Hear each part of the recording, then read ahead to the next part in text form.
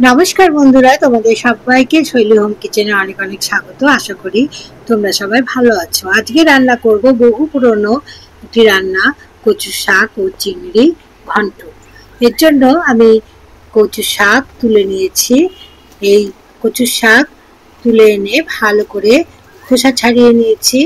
খোসা ছাড়িয়ে ভালো করে ধুয়ে টুকরো করে কেটে নিয়েছি। দেখুন, এইভাবে টুকরো করে কেটে নিতে হবে।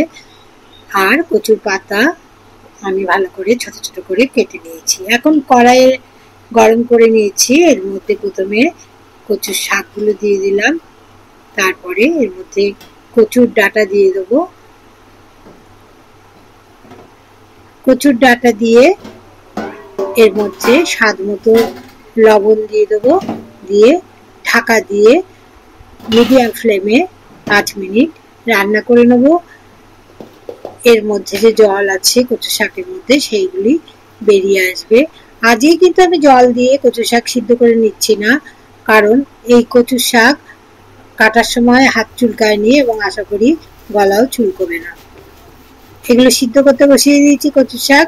এখন চিংড়ি মাছগুলো আমি ভালো করে কেটে ধুয়ে নিচ্ছি। আজকে কচু শাক দিয়ে রান্না করার জন্য 9 থেকে 10 পিস আমি চিংড়ি মাছ ব্যবহার করব। এর জন্য আমি চিংড়ি মাছগুলো কেটে ধুয়ে নিচ্ছি।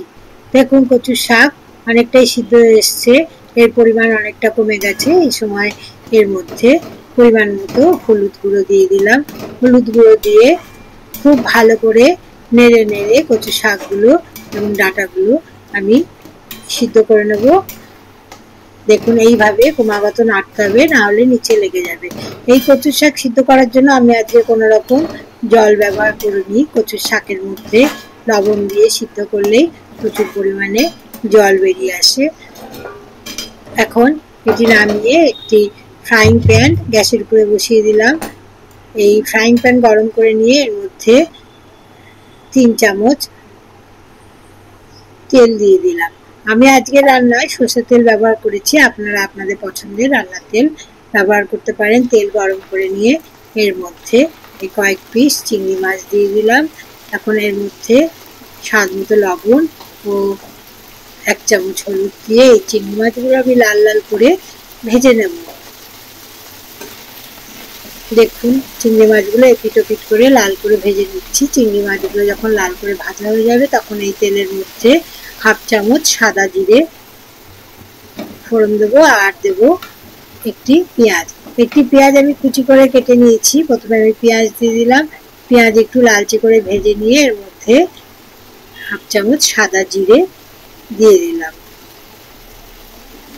এখন এর মধ্যে একটি তেজপাতা 2 টুকরো করে দিয়ে দিলাম।